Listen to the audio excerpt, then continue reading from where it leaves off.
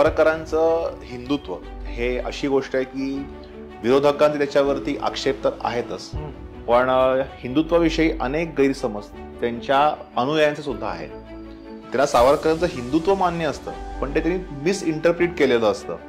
त्यांचं असं असतं की हिंदू धर्म आणि हिंदुत्व हे लोक त्यांना एकच वाटतं. मुळात हिंदू धर्म आणि हिंदुत्व हे काही एक नाहीये. हिंदुत्वाची एक मोठी अम्ब्रेला आहे. त्या अम्ब्रेलामध्ये हिंदू धर्म येतो नक्की, ते काही परस्परांच्या विरोधी नक्की नाहीये, पण ते सेम पण नाहीये. त्याचं हिंदुत्वामधला एक भाग हिंदू धर्म आहे. या सगळ्यामध्ये मग सावरकरांचा स्टँड असा होता की नाही, 22% मुसलमानांना 22% जागा द्यायला आम्ही अतिशय आनंदाने तयार आहोत, माझा काहीच प्रॉब्लेम नाही. पण त्याच्यापेक्षा 1% किंवा पॉईंटनी जास्त जागा देणं हा एक प्रकारे हिंदूंवरती राजकीय अन्याय आहे. म्हणजे आपल्याला सामाजिक अन्याय आपण ऐकलेलं असतं, धार्मिक अन्याय ऐकलेलं असतं, पण राजकीय अन्याय हा हिंदूंना कधीच कळत नाही. कारण हिंदू व्यक्ती तशी बघितली तर ओव्हरऑल राजकीय दृष्ट्या उदासीन असते.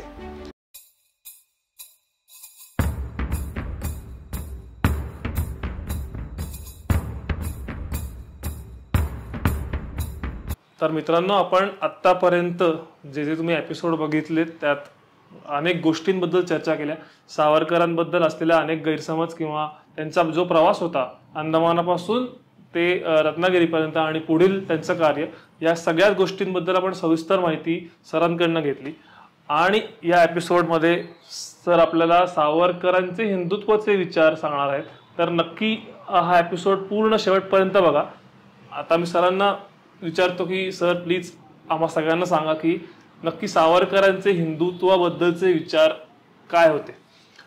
सावरकरांचं हिंदुत्व हे अशी गोष्ट आहे की विरोधकांचे त्याच्यावरती आक्षेप तर आहेतच, पण हिंदुत्वाविषयी अनेक गैरसमज त्यांच्या अनुयायांचे सुद्धा आहेत. त्यांना सावरकरांचं हिंदुत्व मान्य असतं, पण ते त्यांनी मिसइंटरप्रिट केलेलं असतं.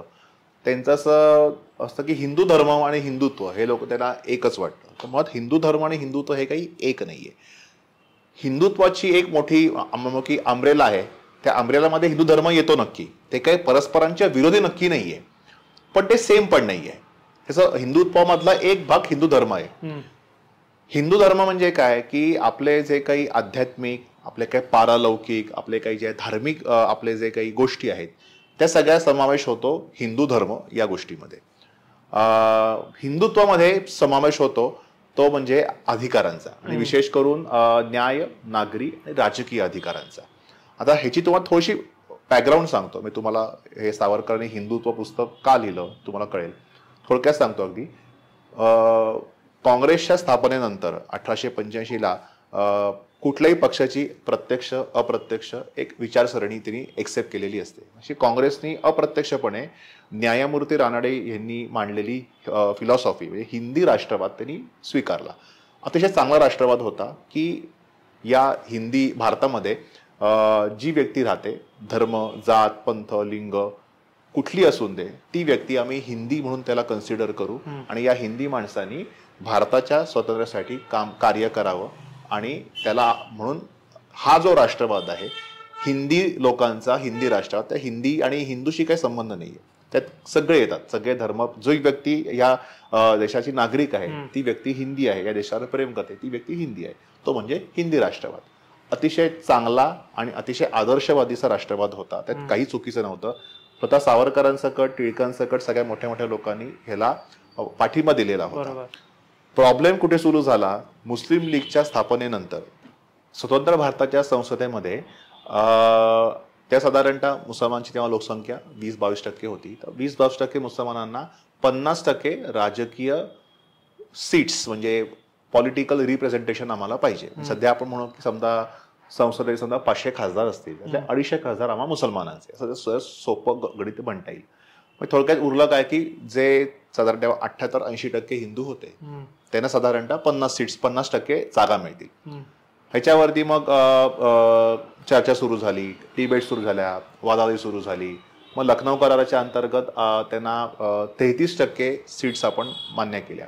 म्हणजे 22% मुसलमान, 33% जागा. फक्त बंगाल आणि पंजाब असे काही 2-3 गोष्टी या प्रांतात जे काही त्यांची बहुसंख्या त्या ठिकाणी किंवा काही अपवाद वगळता वगैरे असं. नंतर त्यांचं म्हणणं की 33% पण आम्हाला मान्य नाहीये. आम्हाला 50%च पाहिजेत. मग काँग्रेसच्या सोबत त्यांची निगोशिएशन सुरू झाली. 33 नाही 35% घ्या, 40%, पण 50% काही शक्य नाहीये. तेव्हा अगदी गोपाळ गणेश आगरकरांनी सुद्धा त्याला विरोध केला होता की तुम्हाला लोकसंख्येच्या अनुसार आम्ही राजकीय जागा द्यायला आमची तयारी आहे, पण त्यापेक्षा जास्त जागा देणं हे चुकीचं आहे. पण या सगळ्याच्यामध्ये काँग्रेसचा स्टँड असा होता की जे 22% लोकांना 33-40% द्यायला काँग्रेसची सहमती होती, पण 50% द्यायला त्यांची सहमती नव्हती. या सगळ्यामध्ये मग सावरकरांचा स्टँड असा होता की नाही, 22% मुसलमानांना 22% जागा द्यायला आम्ही अतिशय आनंदाने तयार आहोत, माझा काहीच प्रॉब्लेम नाहीये, पण त्याच्यापेक्षा 1% किंवा पॉईंटनी जास्त जागा देणं हा एक प्रकारे हिंदूंवरती राजकीय अन्याय आहे. म्हणजे आपल्याला सामाजिक अन्याय आपण ऐकलेलं असतं, धार्मिक अन्याय ऐकलेलं असतं, पण राजकीय अन्याय हा हिंदूंना कधीच कळत नाही. कारण हिंदू व्यक्ती तशी बघितली तर ओव्हरऑल राजकीय दृष्ट्या उदासीन असते. म्हणजे आपला साधारण हिंदू धर्म जो आहे तो आपला कर्तव्य ओरिएंटेड आहे, ड्युटी ओरिएंटेड, की कर्तव्य करा, आपला भर कर्तव्यावर असतो. त्यात काही चुकीचं गैर वगैरे काहीच नाही, योग्य आहे. पण आपण सध्याच्या काळामध्ये वावरताना सगळे लोक अधिकारांची भाषा करतात.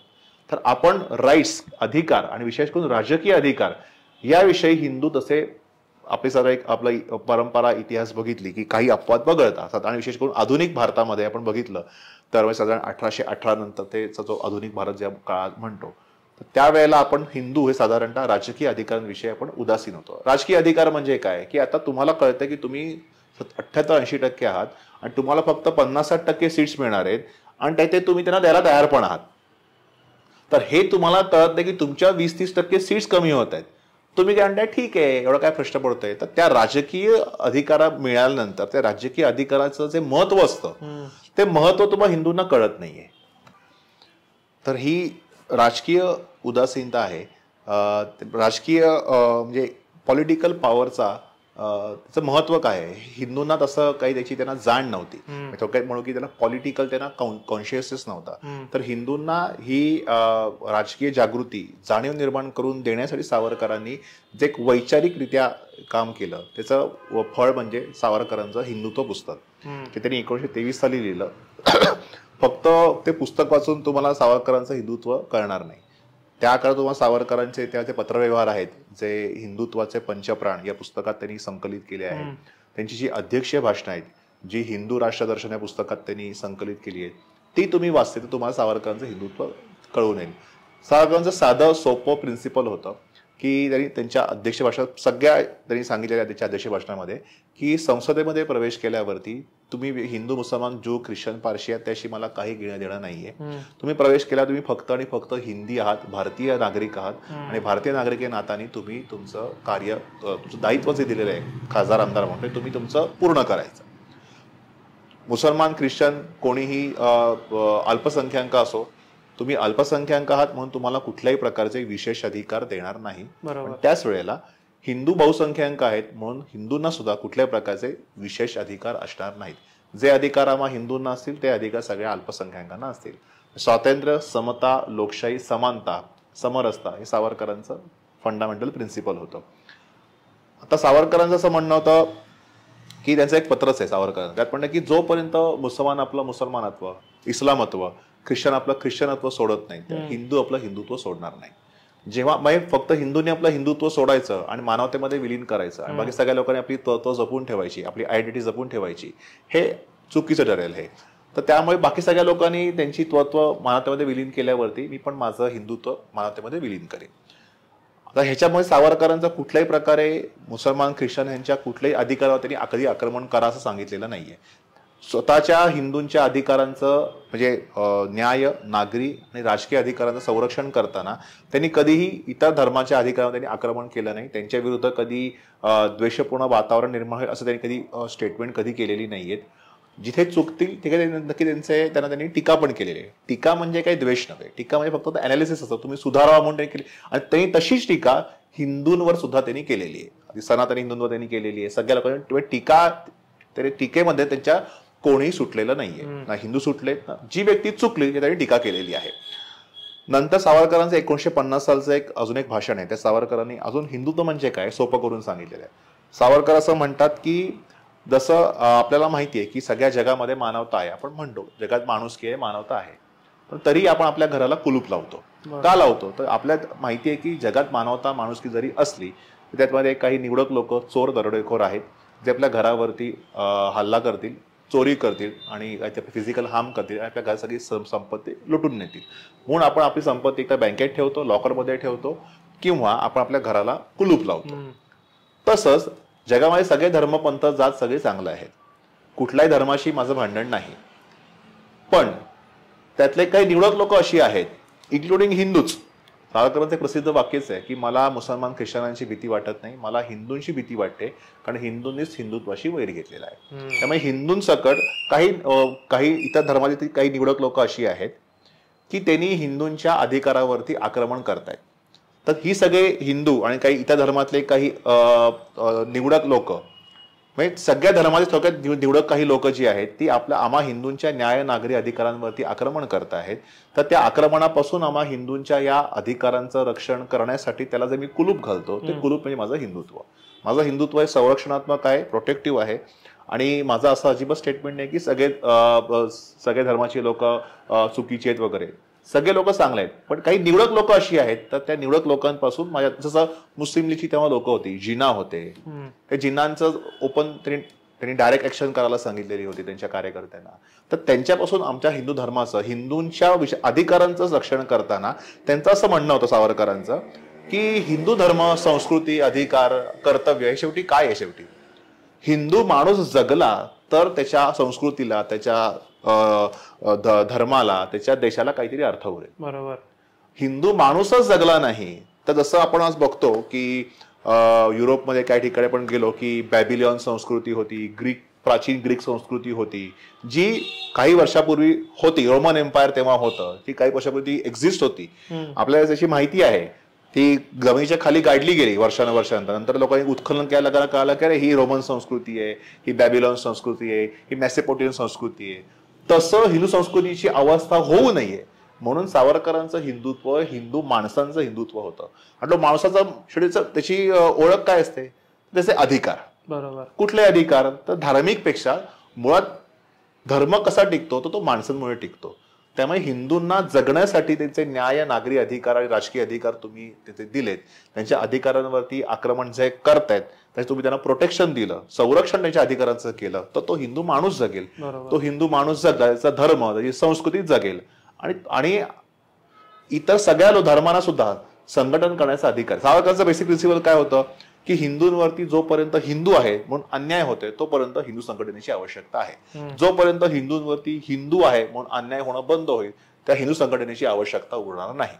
सावरकरांचं म्हणणं होतं की मुसलमानांना सुद्धा त्यांचं संघटन करण्याचा पूर्ण अधिकार आहे, फक्त त्यांनी आमच्या हिंदूंवरती संघटनेवरती कधी आघातक हेतू ठेवू नये. तुम्ही संघटन तुमचं करा, तुमच्या अधिकारांचं संरक्षण करा, तुमचे जे काही प्रॉब्लेम्स असतील ते तुम्ही सॉल्व्ह करा, पण ते करताना हिंदूंच्या विरुद्ध द्वेषपूर्ण वातावरण तयार होईल, त्यांच्या अधिकारावर आक्रमण करता येईल, त्यांचा धर्मांतर करता येईल असे तुम्ही हेतू ठेवू नका. आम्ही पण तेच करतोय. आम्ही पण तुमच्या अधिकारावर आक्रमण करणार नाही, तुमचं आम्ही धर्मांतर करणार नाही. आता ज्यांना स्वखुशीने व्हायचं आहे त्यांनी व्हावं. जसं की पुण्यामध्ये एक रेव्हरंड टिळक म्हणून होते, ते स्वखुशीने त्यांनी ख्रिश्चन बायबलचा अभ्यास करून स्वखुशीने ते धर्मांतरित झाले होते. सावरकरांचं म्हणणं की असा स्वखुशी धर्मांतरित होण्याला माझा काही आक्षेप नाहीये, पण हे जुलूम जबरदस्तीने आमिष दाखवून तुम्ही जे धर्मांतर होतात त्याला फक्त सावरकरांचा विरोध होता. तर त्यामुळे सावरकरांचं म्हणणं होतं की जगा आणि जगू द्या.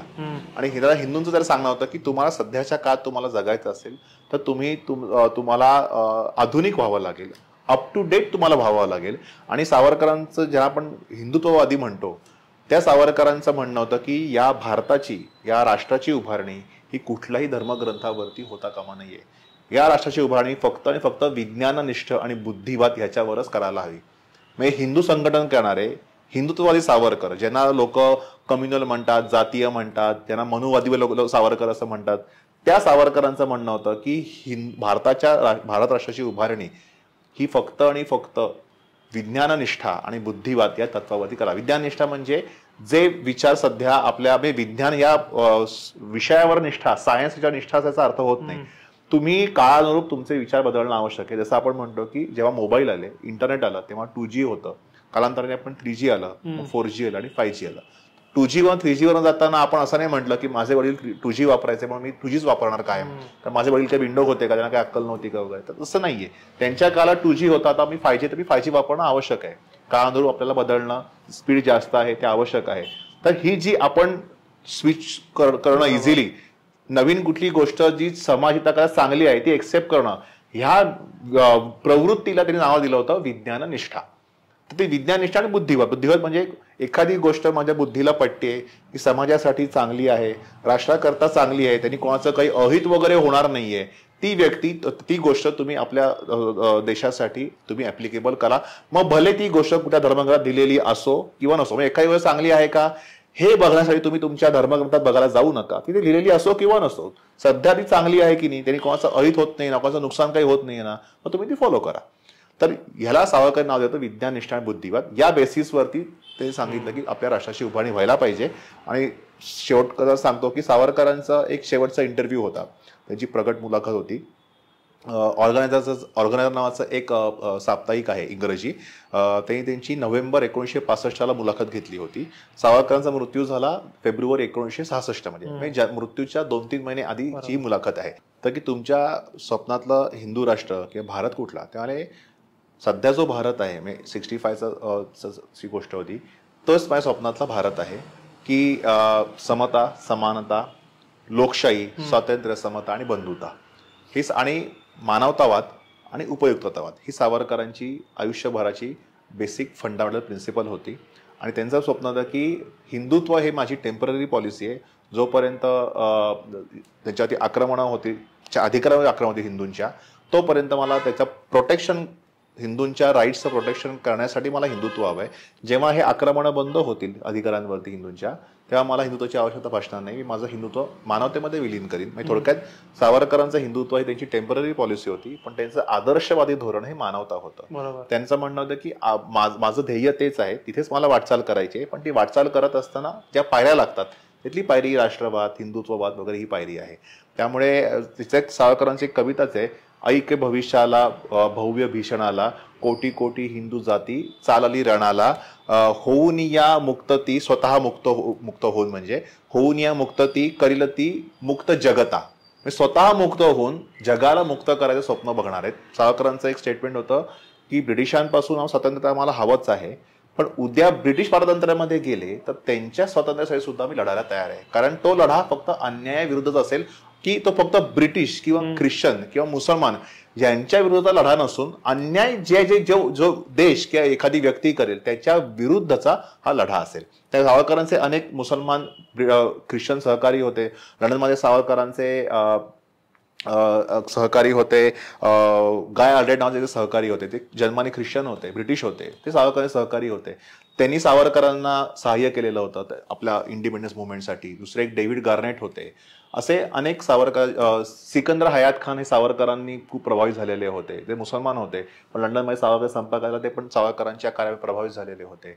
तर असे अनेक, असफ अली एक सहकारी होते, म्हणजे अरुणा असफ अली यांचे पती, ते सुद्धा सावरकरांच्या कार्याने प्रेरित झालेले होते. तर त्यामुळे सावरकरांचा लढा हा अन्यायाविरुद्धचा लढा होता आणि त्यांचं ध्येय हे मानवता होतं.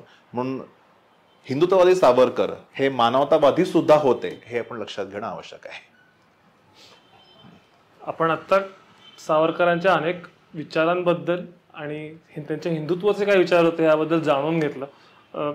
आज आपण इथेच थांबत आहोत. ही सिरीज आता इथे हा शेवटचा भाग आहे या सिरीजचा, आणि तुम्ही नक्की सांगा की ही सिरीज तुम्हाला कशी वाटली. जाता जाता एकच गोष्ट सांगेन की कुठल्याही व्यक्तीबद्दल मत मांडण्याआधी त्यांचा थोडा अभ्यास करावा, आणि हे नक्की लक्षात ठेवा ते मत मांडण्याआधी की त्या व्यक्तीवर आपण कुठलाही अन्याय करत नाही ना. तर सरांची पुस्तकं वाचा, सावरकरांचं जे चरित्र आहे किंवा त्यांचं जे लेखन आहे ते वाचा, आणि नंतर तुम्हीच ठरवा की सावरकर नक्की कसे होते ते. तर या सिरीजला बघण्यासाठी आणि हा एपिसोड पूर्ण बघण्याबद्दल तुमचे खूप खूप आभार. आणि आज आपण इथेच थांबतोय. भेटूया नवीन विषयांना घेऊन, आपण असेच भेटत जाऊ, आपण नवीन एपिसोड तुमच्यापर्यंत आणत जाऊ, आणि सरांनाही आपण नक्की पुन्हा एकदा इन्व्हाइट करू की सावरकरांचे अनेक असे अजूनही. तुम्ही मला काही बोलत आहे, तुमचे खूप खूप आभार, धन्यवाद. कारण की मी मगाशी म्हणलो की हा टॉपिक जो आहे तो 2 तासात किंवा तासाभरात कव्हर करणं इम्पॉसिबल आहे. तर तुम्हाला काही नवीन गोष्टी जाणून घ्यायच्या असतील तर आम्हाला कमेंट्समध्ये नक्की सांगा. आम्ही नक्की सरांना पुन्हा बोलू आणि त्यांच्यावर गप्पा मारू. धन्यवाद.